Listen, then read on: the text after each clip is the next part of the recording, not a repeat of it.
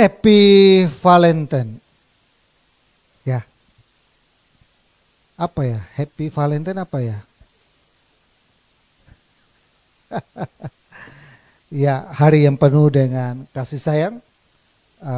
Karena pernah ada kejadian di mana seorang yang telah memiliki cinta yang kuat sehingga mereka tidak mau dipisahkan. Seperti kisah legenda siapa? Juliet dan Romeo. Banyak yang jadi Juliet di sini, banyak juga jadi Romeo di sini. Amin.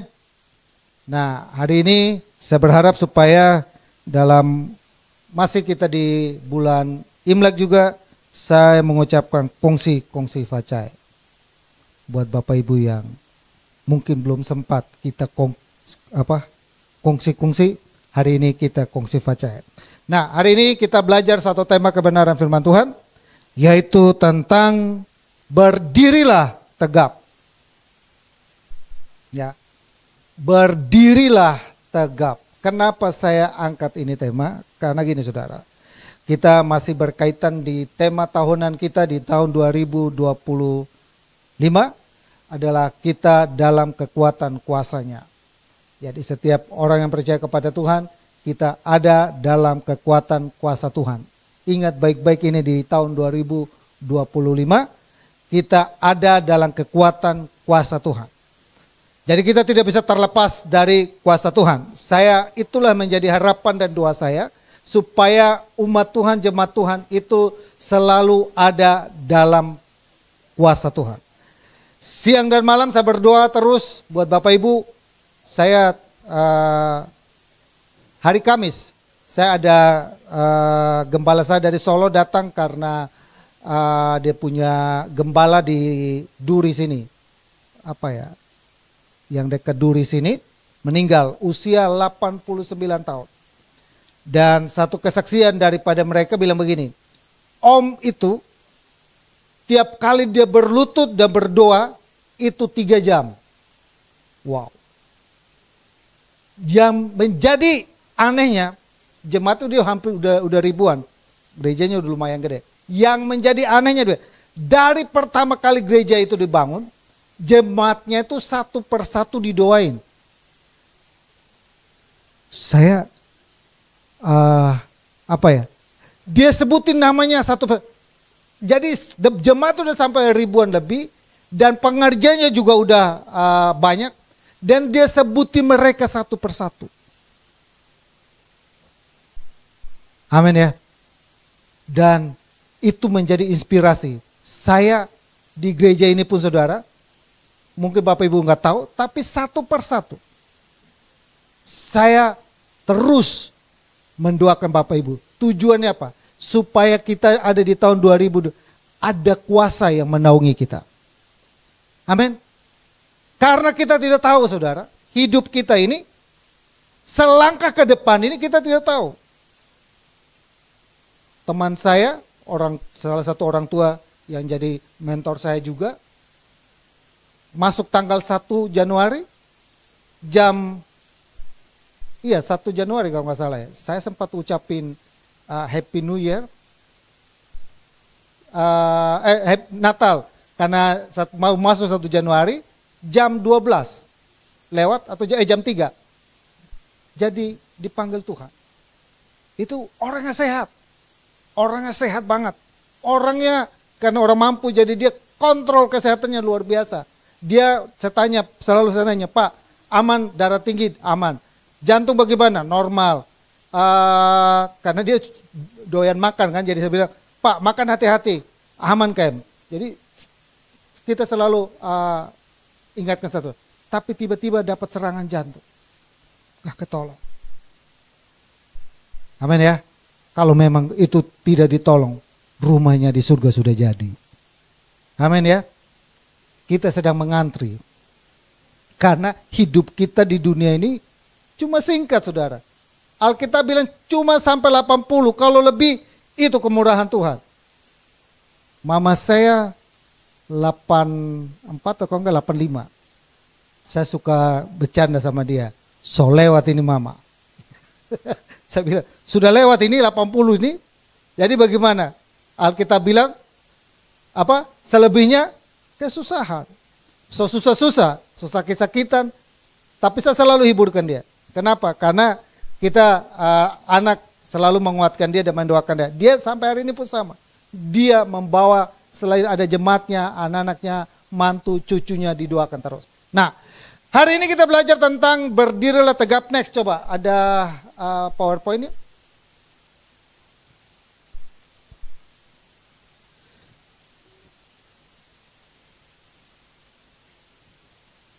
Ya, oke.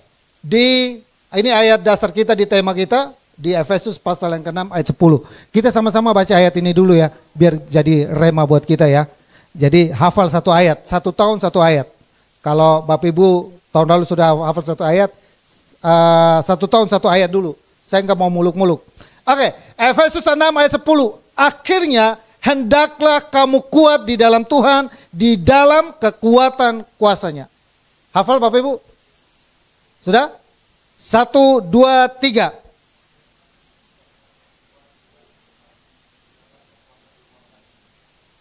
Cuma dengar sedikit. Belum. 1, 2, 3.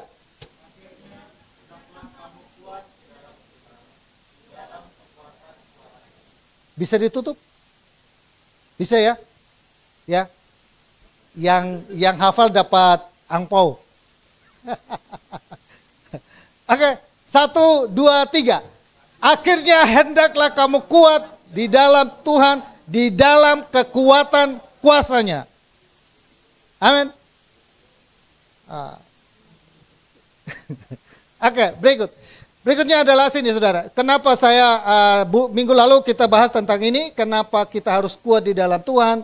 Karena kita ada tipu muslihat iblis. Kenapa kita harus kuat dalam Tuhan? Karena perjuangan kita bukan melawan darah dan daging. Kenapa kita harus kuat di dalam Tuhan? Karena Tuhan mau supaya kita tetap berdiri. Capek dong. Ya dong, tetap berdiri terus. Kayak anak SD dulu. SD sama SMP itu dihukum kalau salah berdiri terus. Berdiri satu kaki lagi. Enggak.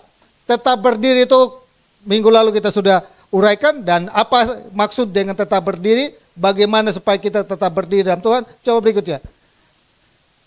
Ya, ini cara bagaimana supaya kita tetap berdiri. Ambillah seluruh perlengkapan senjata Allah, mengadakan perlawanan, menyelesaikan segala sesuatu sampai selesai. Nah, kenapa judul hari ini saya ambil dari sini saudara. Sebab itu ambillah seluruh senjata perlengkapan Allah supaya kamu dapat mengadakan perlawanan. Kita dituntut untuk tetap berdiri. Bagaimana supaya saya tetap berdiri? Ambillah seluruh perlengkapan senjata Allah. Dan kalau kita baca next berikutnya, tema kita hari ini salah satu senjata Allah adalah tetap berdirilah tegap. Salah satu senjatanya. Dan nangkap ya maksudnya, step by step dulu ya. Step by step.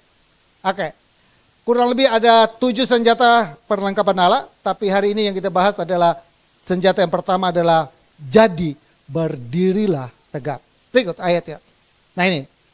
Jadi berdirilah tegap, berikat pinggangkan kebenaran dan berbaju sirahkan keadilan. Nah ini saya pikir saya pernah janji kepada Bapak Ibu, penasaran saya dengan ini ayat ini. Maksudnya dengan ini ayat berikat pinggangkan kebenaran, terus berbaju sirahkan keadilan. Kita mau coba cari tahu ini barang maksudnya apa. Maksud Tuhan itu apa? Tentang jadi berdirilah tegap. Nah, kata jadi berdirilah tegap berasal dari bahasa Yunani next. Begini, dari bahasa Yunani maknanya begini. Kata Yunaninya namanya stekete. Oh, Yoel tahu ya. Belajar bahasa Yunani, dapat kan Yunani dapat? Dapat. Kalau istri saya bisanya di Ibrani, kalau saya bisanya di Yunani. Kalau Yunani saya bisa baca, tapi nggak tahu artinya. Bisa baca ya, maksudnya saya tahu baca maksudnya kayak gini nih. Ini bacanya. Ini saya ngerti dalam tulisan bahasa Ibrani saya ngerti. Kalau istri saya Ibraninya, saya karena belum sampai bahasa Ibrani saya nggak ngerti. Tapi saya dari Yunani. Stekete. ada tulisan sedikit ke atas itu sebenarnya ada vokalnya, ada penekanannya, atau ada dialeknya. Tapi kan ini dialek bahasa Timur. Iya kan? Dialek bahasa Timur kan agak beda.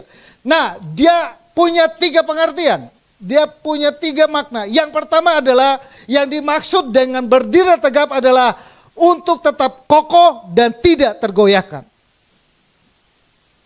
Senjata yang pertama adalah maksudnya adalah berdirilah tegap. Maksud dia berdirilah tegap yang pertama adalah tetap kokoh dan tidak mudah digoyahkan.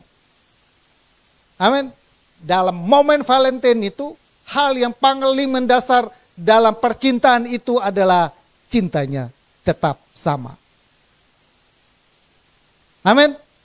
Dari pertama kali berjumpa nyatakan cinta I love you. Sampai kepada di akhir nanti di peti mati tetap berkata I love you. Amin. Gak gampang, memang gak gampang. Di dalam perjalanan percintaan itu sampai kepada kita nanti selesai, tetap kita berkata I love you. Amin. Itu disebut dengan orang yang tetap teguh di dalam pendiriannya. Dari segi cinta, dari segi apalagi kesetiaannya, dia tetap setia. Amin ya. Amin. Untuk tetap kokoh dan tidak tergoyahkan. Apa ya? Seperti ya, coba berikutnya. Ini maksudnya seperti apa, saudara? Seperti ini, saudara. Maksudnya itu seperti ini. Mari kita bandingkan di Matius pasal 7 ayat 24 sampai 25 dan Lukas pasal yang ke-6 ayat 47 sampai 49 berkata seperti apa? Coba kita baca ayat ini. Maksudnya seperti apa? Setiap orang mendengar perkataanku ini dan melakukannya, ia sama dengan orang yang bijaksana yang mendirikan rumahnya di atas batu. Kemudian turunlah hujan, datanglah banjir. Lalu angin melanda rumah itu, tetapi rumah itu tidak roboh sebab didirikan di atas batu.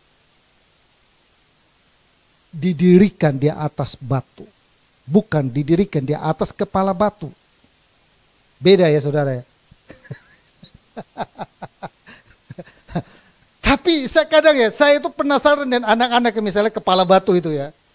Karena gak semua anak yang kepala batu itu bukan berarti anak nakal. Memang kadang dia kepala batu itu kita coba. Saya penasaran dengan anak-anak kayak gitu. Misalnya dia susah sekali anak ini dibilangin. Ada faktor yang menyebabkan anak itu. Salah satu contoh adalah mungkin Bapak Ibu kemarin lihat heboh itu adalah ribut antara 2 pengacara. Yang satu mah tenang-tenang aja, yang satu itu gue bilang ini orang kepala batu benar-benar. Kepala batu. Kita omongin dari segi ini, udah dibilangin begini. Itu orang di TV, saya bilang, ini orang teriak-teriak melulu, maki-maki orang melulu. Dia mau benar sendiri. Baru kemarin begitu dicabut dia punya, ceritanya dia punya izin pengacaranya di band, baru dia nangis-nangis minta maaf. Saya dulu itu, orang tua saya tidak perhatikan saya. Orang tua saya tidak peduli dengan saya. Oh itu saudara, akarnya di situ tuh. Kenapa orang itu kepala batu dan lain sebagainya? Karena mungkin dia tidak merasa perhatian dari orang tuanya. Orang tuanya kurang perhatian, orang tuanya mendidik dia dengan keras, orang tua mendidik dia dengan disiplin yang tinggi. Salah satu adalah saya juga saudara, kakak saya. Kami sekeluarga, orang tua kita itu didiknya lumayan keras banget. Wah keras luar biasa. Saking kerasnya maka saya hidup di hutan. Kenapa? Saya nggak mau di rumah, saya kena pukul terus tiap hari. Jadi saya lebih baik saya masuk ke hutan. Saya pulang bawa burung. Udah di ini, papa udah mari. Habis makan dia ngamuk lagi, saya masuk hutan lagi. Nah kakak saya itu karena dapat didikan kayak gitu, turun kepada anaknya. Kakak saya yang pertama sama yang kedua di Sulawesi, itu turun kepada anak. Anaknya juga dibuat seperti itu, anaknya cowok. Wah, habis-habisin sama dia. Akhirnya anak berontak. Anaknya sempat lari, hilang. Berita orang hilang saudara, masuk. Sampai ada saudara dia dari istrinya ada di Arab, saya nggak tahu tiba-tiba, Om tolong cari Ervin hilang. Dia juga bingung, cari. Gara-gara apa? Ditanya waktu ditanya, kenapa? Papa suka pukul aku, jadi aku kabur. Aku nginep di rumah teman, papa suka ngejas aku, papa sudah menghakimi aku, papa sudah... Saya langsung telepon kakak saya, Kak jangan gitu. Itu dulu papa kita, waktu kita jangan. Maka bapak perhatikan anak saya sama Erik sama itu. Ponakan saya dari Sulawesi datang, Om, aku senang sama Om ini. Kenapa? Om ini bisa aku ajak bercanda. Papa aku nggak pernah Om, aku ngajak bercanda. Apa lu Fit? Jangan begitu lo Fit. Saya sama anak saya belajar untuk coba itu dulu orang tua saya. Saya tidak mau seperti itu. Habis saya karena selesai marahin mereka, saya rangkul mereka, saya peluk mereka, saya minta maaf. Karena saya tahu ketika mereka luka, mereka akan menjadi orang-orang yang nanti kepala batu. Bukan lagi. Oke, dia bangun di atas dasar yang kuat. Nah berikutnya coba dibandingkan di Lukas. Setiap orang yang datang kepadaku dan mendengarkan perkataanku serta melakukannya, aku akan menyatakan kepada siapa ia akan disamakan. Orang yang datang kepada Tuhan dan mendengarkan kebenaran firman Tuhan, ia sama seperti orang mendirikan rumah. Orang itu menggali dalam-dalam dan meletakkan dasarnya di atas batu. Ketika datang air bah dan banjir melanda rumah itu tidak dapat digoyahkan karena rumah itu kokoh dibangun. Datang banjir dan air bah. Jakarta sudah banjir. Udah banjir belum Bapak Ibu? Kompleks saya kalau nggak salah di sana saya tinggal sudah 15 tahun. Saya nggak tahu kenapa hujan kemarin, hujan hari apa ya? Saya bingung juga saudara, hujan nggak berhenti kurang lebih hampir seharian itu hujan terus. Kalau biasa saya banjir itu di dekat taman karena tamannya ada sirkulasi semua aliran air itu lari kayak taman sana. Baru kita di sebelahannya enggak. Tapi tiba-tiba saya keluar buka pintu, saya keluar begini, naik di teras. Ya, ini bahaya ini saya bilang. Saya tinggal di Jakarta pindah ke Tangerang gara-gara saya takut banjir kan. Panjang sama Pantai Mutiara dari situ Bapak Ibu pernah lihat nggak? Kita bawa Pak Roni speedboat Pak Roni sampai parkir di jembatan 2 situ tuh. Kita pegang jala ikan di dekat Atmajaya situ. Tahu ya? Pernah ngalami nggak kira-kira? Nah sudah akhirnya saya pindah ke sana.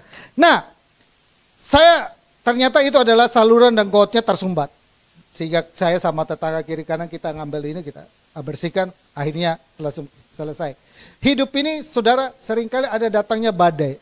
Membuat iman kita goyah, membuat cinta kita goyah, membuat harapan kita goyah, membuat rumah tangga kita goyah, membuat bisnis kita goyah.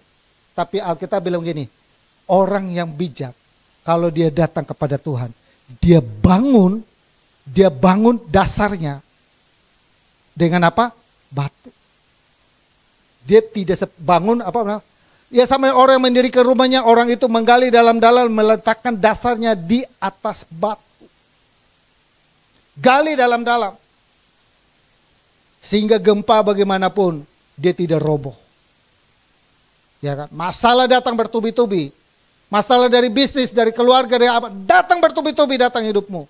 Tapi kalau engkau gali dalam-dalam, engkau kuat, maka kita akan menjadi orang yang kuat. Itulah yang menjadi harapan saya. Saya mau supaya kita sama-sama jemaat ini, kita kuat benar-benar. Sehingga kita berdirilah tegap. Nah, berikutnya, maknanya apa saudara? Dari sini saya simpulkan begini, ada 3 bagaimana supaya kita kokoh dan tidak tergoyahkan. Dari ayat yang kita baca ini, bagaimana supaya saya ini kokoh dan tidak tergoyahkan? Yang pertama adalah datanglah pada Yesus. Kalau kita sedang rapuh, kita sedang mengalami masalah, kita sedang mengalami tekanan kehidupan, jangan lari jauh-jauh. Datanglah kepada Tuhan. Alkitab bilang begini, Yesus bilang begini, marilah kepadaku semua yang letih, lesu dan beban berat. Aku memberikan kelegaan kepadamu. Hidup ini penuh tantangan. Hidup ini gak semudah yang Bapak Ibu bayangkan. Buat anak-anak muda, tidak mudah seperti yang ada dibayangkan. Nanti kalau saya sudah satu saat saya menikah, kayaknya enak ya. Gak semudah itu. Waktu belum punya pasangan, doa supaya punya pasangan. Begitu sudah punya pasangan, gak segampang juga yang kita bayangkan. Karena tiap hari nggak ngomong I love you kan. Pak Anthony Chang bilang gini, kalau kalian pacaran, masih pacaran, tuh saya bilang sama Pak Anthony Chang, kalau kalian masih pacaran, kata dia, Pak Anthony Chang bilang, kalau kalian masih pacaran, tapi kalian belum pernah berantem, lebih baik kalian bubar. Saya bilang sama dulu Pak Sam, saya bilang, lu udah pernah berantem belum? Kalau belum berantem dulu. Kalau lu gak mau berantem, saya bikin lu berantem. Saya bilang sama dia. Kalau kalian belum pernah berantem, kalian lebih baik bubar. Waktu itu dia khotbah di anak-anak muda. Jadi anak-anak muda itu habis selesai, wah bagaimana nih Pak? Kita kan maunya supaya aman-aman saja, damai-damai saja, gak usah ribut-ribut dan lain sebagainya. Enggak. Kalau kalian masih pacaran, dia bilang, kalau belum ada kalian berantem, lebih baik kalian bubar. Kenapa? Karena waktu kalian berantem itulah ketahuan dia punya karakter. Waktu kalian ribut itulah ketahuan dia punya asli. Jangan sampai waktu masuk di rumah tangga baru ketahuan dia punya asli. Ternyata orangnya temperamen, ternyata orangnya slebor, ternyata orangnya nggak disiplin, ternyata orangnya apa segalanya. Kekurangannya muncul. Ternyata dia bau mulut. Nah kan jadi ribut. Ternyata dia kentut sembarangan. Itu ribut. Ternyata dia pencet odol juga sembarangan. Ternyata dia tarik tisu juga sembarangan. Itu jadi sumber masalah. Saya ngomong begini karena saya urus itu barang. Ribut bubar gara-gara tisu, odol. Ribut bubar gara-gara bau badan. Lah kan kalau nikah dengan orang Papua kan, sini ada orang Papua, udah pernah ketemu orang Papua kan?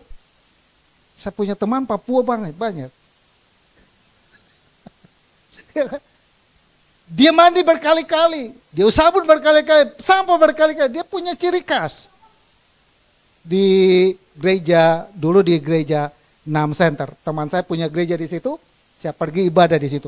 Dia gereja dari jam 7 pagi sampai jam 7 malam. Saya tanya, wih hebat benar. Jadi dia ibadah di jam 7 pagi sampai jam 7 malam tidak pernah berhenti. Cuma kalau mereka capek ya ke toilet, cari makan kayak gitu. Tapi masuk lagi ibadah. Itu orang negro semua di situ. Saya pergi ke toilet, kenapa ini toilet begini baunya ya? Saya tanya teman saya, sebelah ada ibadah. Mereka punya bau badan yang khusus, ya kita nggak tahu. Ya, ya. Harus datang kepada Yesus. Kalau punya masalah dalam bisnis, masalah dalam apapun, datang kepada Yesus. Yang kedua, supaya kita tetap kokoh dan tidak tergoyahkan, mendengarkan perkataan Tuhan Yesus. Kalau kita baca di kisah itu, selalu mendengarkan perkataan Tuhan Yesus. Lewat apa? Lewat renungan firman Tuhan, lewat khotbah, lewat mungkin firman Tuhan juga bisa lewat lagu. Karena lagu-lagu rohani kan juga adalah karangan dari firman Tuhan. Nah, kalau Bapak Ibu perhatikan di channel saya dapat satu AI yang bikin lagu rohani dari firman Tuhan. Gak masukin ayat firman Tuhan, dia muncul. Liriknya saya masukin ke suruh AI tolong bikin saya lagu. Dia bikinin saya lagu. Ya sudah tiap hari. Oke. Ya, yang ketiga adalah melakukan perkataan Tuhan Yesus. Dia bukan hanya mendengar, tapi dia melakukan perkataan. Ada seorang janda yang pendarahan 12 tahun. Dia sembuh. Kenapa dia sembuh? Karena setiap kali dia mendengar perkataan Tuhan, lalu dia bertindak dan dia berkata, asalku jamah saja jubahnya, aku sembuh. Amin ya. Kita sama-sama belajar sama-sama. punya masalah supaya kita tidak tetap berdiri, kita tidak digoyahkan, kita tidak digoncang sana sini, supaya kita kuat, supaya kita tetap berdiri tegap. Caranya adalah tiga cara. Yang pertama adalah datang kepada Tuhan, dengarkan perkataan Tuhan, lakukan apa yang Tuhan sampaikan. Amin. Itu yang membuat kita kuat. Ya, itulah yang membuat kita kuat. Kepada Samuel akan melantik seorang raja menggantikan Saul. Tapi di dalam keluarga Isai ini ada 8 orang. Ada 8 orang. Mereka diperhadapkan datang anak-anak mereka. Salah satu anak-anaknya adalah bekerja sama Saul, menjadi tentara dan lain sebagainya. Mereka gagah dan perkasa. Datang berbaris mengantri satu-satu. Tapi Daud tidak pernah dipanggil ikut berbaris. Padahal dia juga anaknya Isai. Padahal pesan daripada Samuel bilang, kumpulkanlah semua anak-anakmu. Karena papanya anggap begini, dia masih kecil. Dia masih muda. Yang satu nggak diperhatikan.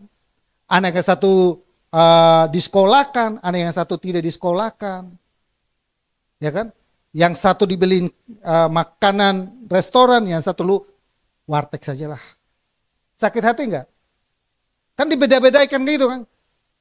Sakit hati. Saya jadi Daud juga gue marah sama mama gue atau papa gue. Kenapa beda-bedakan? Saya kalau sama anak saya itu 2. Saya kalau beli makanan saya selalu satu saya beli, satu enggak beli. Beli mesti 2. Kenapa? Saya takut juga kayak gitu. Dia merasa bahwa yang ini diperhatikan, ini enggak. Daud merasa tidak. Daud dibenci, tapi tidak membenci. Daud dibenci sama siapa, saudara? Saul. Saul membenci Daud. Kenapa? Karena posisinya mau digantikan oleh Daud.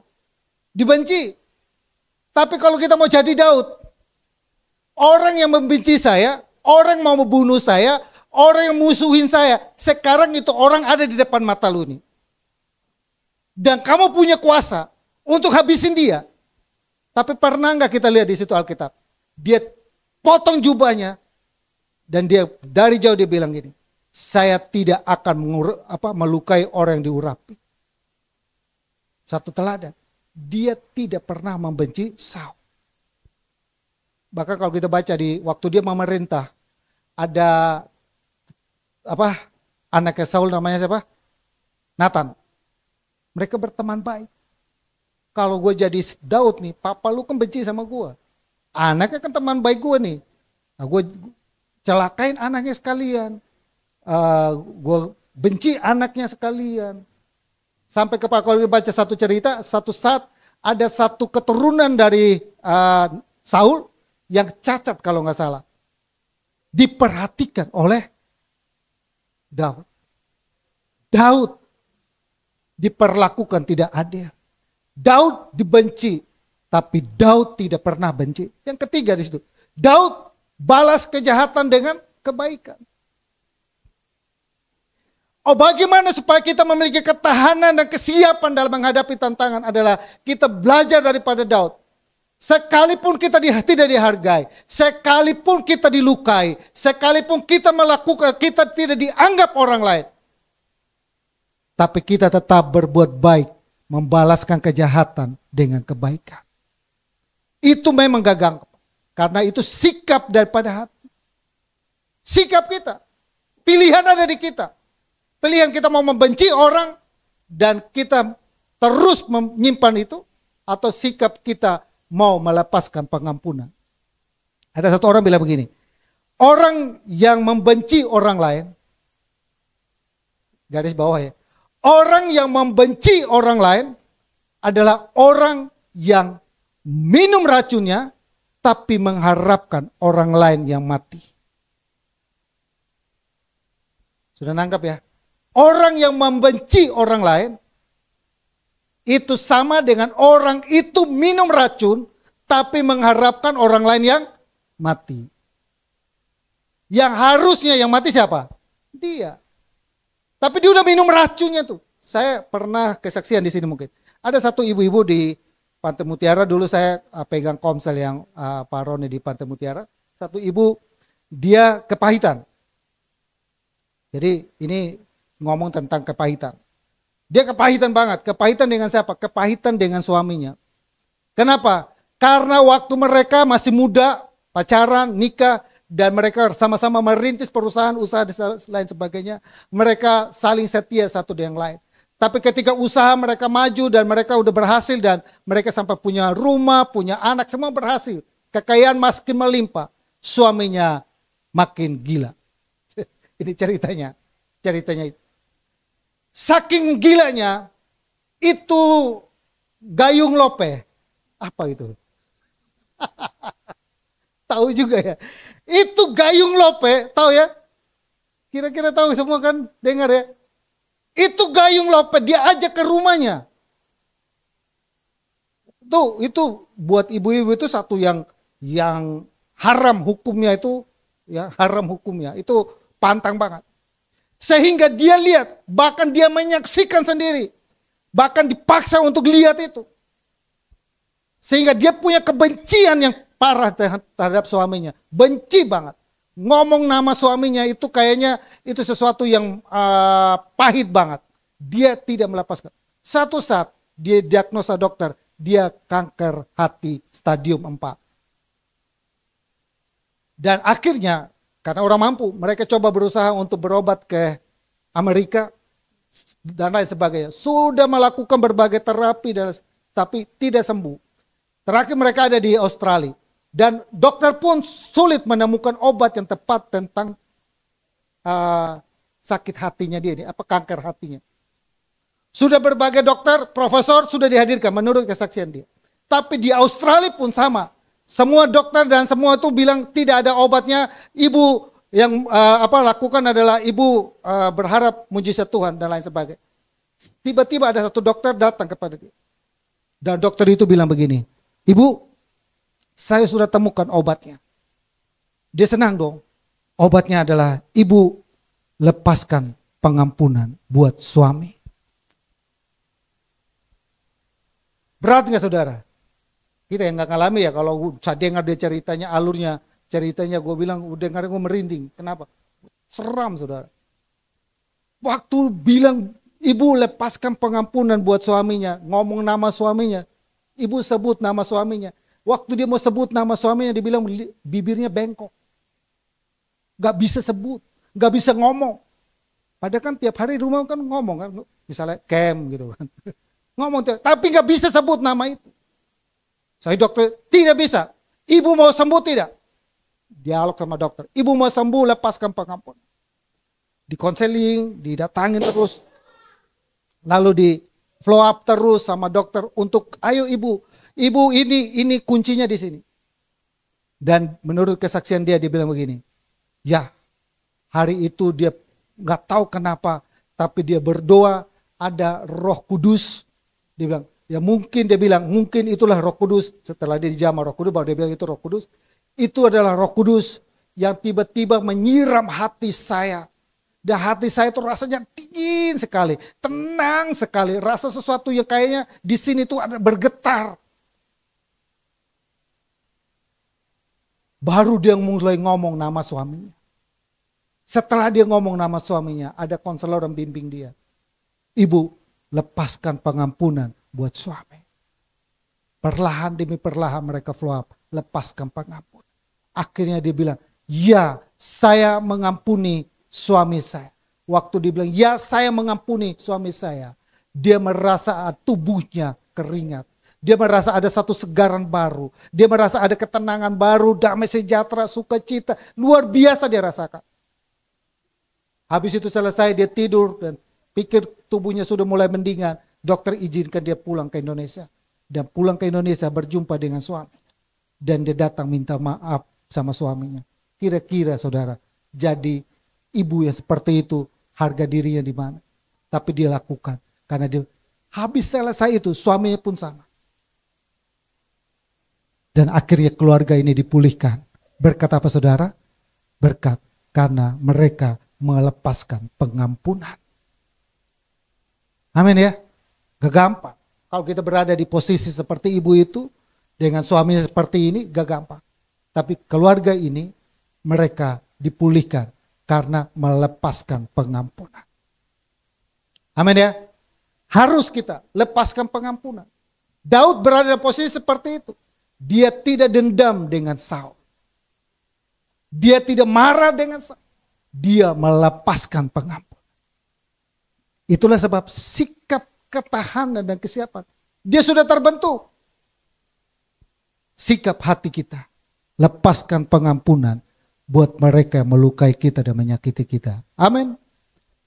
Amin. Berat. Saya bilang berat. Gak gampang. Iya. Mereka yang menyakiti kita adalah mereka yang dekat dengan kita. Tapi kita tuntut untuk melepaskan pengampunan. Susah? Amin. Amin Bapak Ibu. Berat ya. Oke, yang ketiga. Yang ketiga adalah mempertahankan iman dan kebenaran meskipun dalam keadaan yang sulit dan berbagai godaan. Ini juga sama. Saya nggak terlalu mau mengkisahkan lebih jauh tentang kisah tentang Daniel, Sadrak, Mesak dan Abednego itu di kitab Daniel. Bapak Ibu baca di sana. Kalau kita perhatikan, mempertahankan iman dan kebenaran meskipun dalam keadaan yang sulit. Dipaksa saudara, dipaksa. Harus menyembah patung. Dipaksa saudara. Makan makanan dipersembahkan kepada berhala, dipaksa. Itu godaan. Mereka berada dalam situasi seperti itu. Daniel, Sadrak, Mesak dan Abednego. Kalau kita berada di posisi Daniel dan ketiga teman-temannya ini, saya rasa itu juga susah saudara. Kenapa? Seluruh negeri itu sujud dan menyembah patung itu. Tapi ada 3 orang dan resikonya besar. Kalau kamu tidak menyembah, kamu masuk ke gua singa. Kalau kamu tidak menyembah, kamu masuk kepada dapur. Wow. Saya bayangkan ya waktu itu ya Daniel ya, betapa stresnya, betapa depresinya. Karena hanya ingin saudara pertahankan imannya, hanya ingin pertahankan kebenaran keyakinan yang dia miliki. Dia harus taruhannya nyawa, mati. Kalau kita kira-kira seperti itu bagaimana ya? Oke, nah bagaimana supaya dia tetap hidup mempertahankan iman dan kebenarannya? Kita coba perhatikan dari kisah ini, kita belajar tentang ini saudara. Kita belajar dari Daniel ini. Belajar tentang fondasi iman yang kuat di dalam Tuhan. Itu diletakkan dari sejak kecil. Orang Yahudi itu sudah terbiasa. Anaknya itu keluar memperkatakan firman Tuhan. Masuk memperkatakan firman Tuhan. Ketika mereka tidur, memperkatakan firman. Di situ di langit tempat tidur mereka itu ada tulisan ayat-ayat. Kalau kita bilang ayat Alkitabnya. Depan pintunya itu ada ayat Alkitabnya.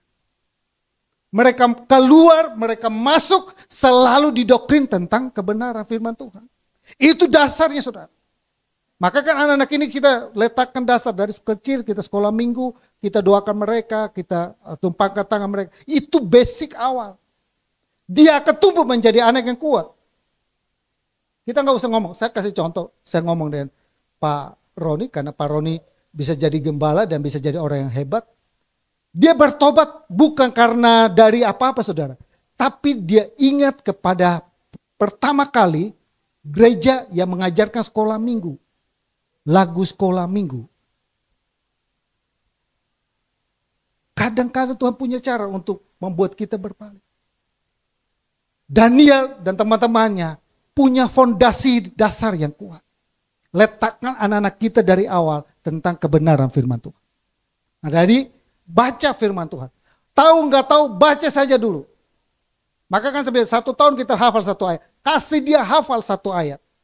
Kalau nggak salah anak-anak saya ini, mereka ada hafalan. Istri saya kasih mereka hafalan contreng kalau mereka udah baca. Contreng kalau mereka udah baca. Ada bacaan harian yang mereka harus selesaikan. Yang kecil juga udah selesaikan, ini juga harus selesaikan. Itu basic, fondasi. Ya, adik-adik ya, anak-anak semua, Bapak Ibu semua punya anak, coba paksakan untuk letakkan dasar. Yang kedua, hubungan yang erat dengan Tuhan. Dia berdoa siang dan malam, sehari 3 kali. Dia berdoa. Yang membuat mereka dihukum itu kedapatan gara-gara mereka berdoa itu. Hubungan dia dengan Tuhan dijaga. Dia tidak pernah abaikan hubungan dia dengan Tuhan. Dia punya dasar yang kuat, maka dia punya hubungan yang baik juga dengan Tuhan dijaga. Aplikasinya ke hubungan kita dengan Tuhan hari ini juga banyak hal yang bisa buat kita punya hubungan dengan Tuhan. Lewat doa, lewat baca firman Tuhan, lewat kita beribadah, lewat kita komsel, lewat kita apalagi sharing-sharing dan lain sebagainya. Yang ketiga, dia punya harapan. Sekalipun waktu itu harapannya itu tipis, saudara. Tipis banget. Kenapa? Karena hampir tidak ada yang kalau tidak menyembah, mati kalian. Itu harapan hampir game over. Kenapa? Sudah masuk ke dalam gua singa. Harapan habis sudah. Sudah masuk ke dalam api neraka. Api yang menghanguskan itu. Sudah selesai. Sudah selesai. Tapi dalam keadaan demikian dia berkata, sekalipun Tuhan yang saya sembah tidak menolong kami, kami tetap percaya kepada Tuhan. Tetap punya harapan. Amin. Punya harapan. Buang ke dalam gua singa. Singanya kasih lapar dulu. Ke dapur api. Itu apinya dipanasin 7 kali lipat kata Alkitab. Sampai yang melemparkan mereka saja mati. Apalagi yang ada di dalam. Ada satu pendeta berkata bilang gini, saya tidak mau pergi ke surga. Saya mau pergi ke neraka. Pendeta radikal banget. Dia bilang begitu. Saya tidak mau pergi ke surga. Saya mau pergi ke neraka. Gara-gara dia baca kisah tentang Sadrak, Mesak, dan Abednego itu kisahnya. Dia mengambil kesimpulan. Saya tidak mau pergi ke surga. Saya mau pergi ke neraka. Kenapa? Kalau di surga sana, sekalipun saya ada di surga, tapi Yesus tidak ada di surga, surga bisa jadi neraka. Sekalipun saya pergi ke neraka, tapi di sana ada Yesus di sana, saya pasti selamat. Amin. Dibaca ayat itu, lalu dia pakai filsafatnya dia, lalu dia menerjemahkannya seperti itu. Sama. Kadang-kala hidup kita, Tuhan tuntut supaya kita berada dalam keadaannya. Kayaknya hilang sudah ini harapan. Game over sudah ini. Kayaknya nggak bisa ini masalah saya ini tidak bisa selesaikan. Kayaknya sakit saya ini tidak bisa disembuhkan lagi. Saya mau katakan, saya pernah ya ngomong bulan lalu. Ada satu bapak yang saya pernah doakan, papanya masuk ICU 20 hari. Oh, saya pikir panggil saya karena sudah mau selesai. Tapi saya datang, saya tidak doakan untuk selesaiin kan, tapi saya doakan untuk sembuh. Selesai doa pulang, anaknya bilang, Om, Papa sudah siuman, bisa ngajak ngomong. Satu ibu di Singapura juga sama. Dan saya percaya, kalau kita dalam keadaan, kayaknya harapan kita sudah nggak ada. Daniel, Sadrak, Mesak, dan Abednego mereka pernah mengalami itu. Sudah masuk ke gua singa, sudah masuk ke dapur api itu. Tapi tetap dia ada. Fondasinya kuat, imannya kuat, hubungan dia dengan Tuhan kuat. Dia tetap ditolong oleh Tuhan. Amin. Jemaat GBI Double C, kita tetap berdirilah tegap. Kenapa? Dia adalah harapan kita.